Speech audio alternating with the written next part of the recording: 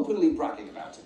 Everything about almost every potential voter in Georgia is known, and it's not even a joke. They know what beer they drink, what car they drive, how many kids they have, and all that data is used to target every single voter in Georgia. It's true. Politicians rely on data to be able to target our interests with pinpoint precision. Although, therefore, I do wonder why no presidential candidate has yet targeted me personally with ads promising to fight for the shower of morning chunks that I so richly deserve. I Google it all the time. You would have my vote instantly. But it is very frustrating that the people who could do something about data brokers are so actively incentivized not to. But here is where we may actually be able to help, because, interestingly, the one time that Congress has acted quickly to safeguard people's privacy was in the 1980s, when Robert Bork was nominated to the Supreme Court, and a reporter walked into a local video store and asked the manager whether he could have a peek at Bork's video rental history, and he got it. As soon as Congress realised there was nothing stopping anyone from retrieving their video rental records too, they freaked the fuck out. And lo and behold, the Video Privacy Protection Act was passed with quite deliberate speed.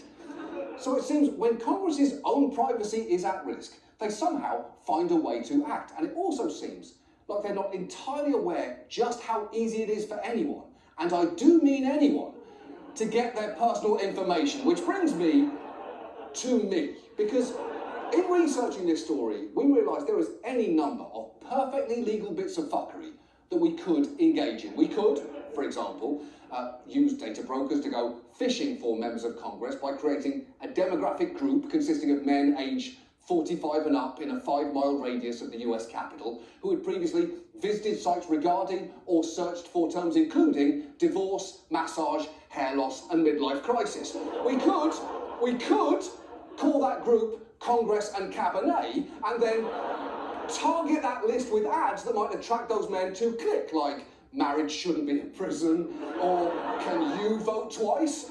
We could also throw in, do you want to read Ted Cruz erotic fan fiction? Just to see what would happen. And if anyone clicked, we'd be able to harvest even more data from them, which we could then theoretically take steps to de-anonymise. Now, am I saying that we're actually going to do that? Collect all that raw information and store it in, let's say, a manila envelope somewhere? Well, I am sorry to disappoint you. We are not going to do that. Why would we when we have already done it? Because all that raw data is currently right in here, and honestly, this whole exercise was fucking creepy. We ran those 3 targeted ads this week in the Capitol Hill area, and to give you a sense of just how many clicks we got, it was very much not 0. Do you want to see more? Because I do. Please, come with me. Because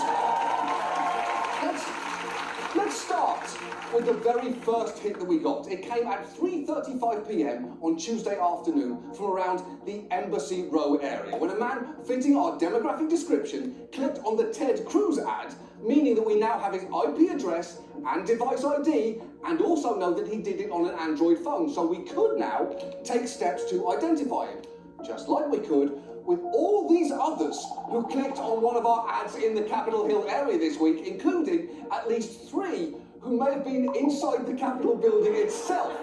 One of whom clicked on the Can You Vote Twice ad, one of whom clicked on the divorce one, and another who clicked on the Ted Cruz erotic fan fiction, which was distressingly popular. And if you're thinking, how on earth is any of this legal? I totally agree with you, it shouldn't be.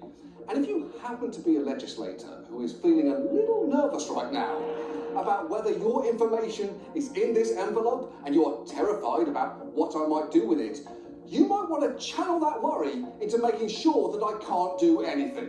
Anyway, sleep well. That's our show. Thank you so much for watching. We'll see you next week.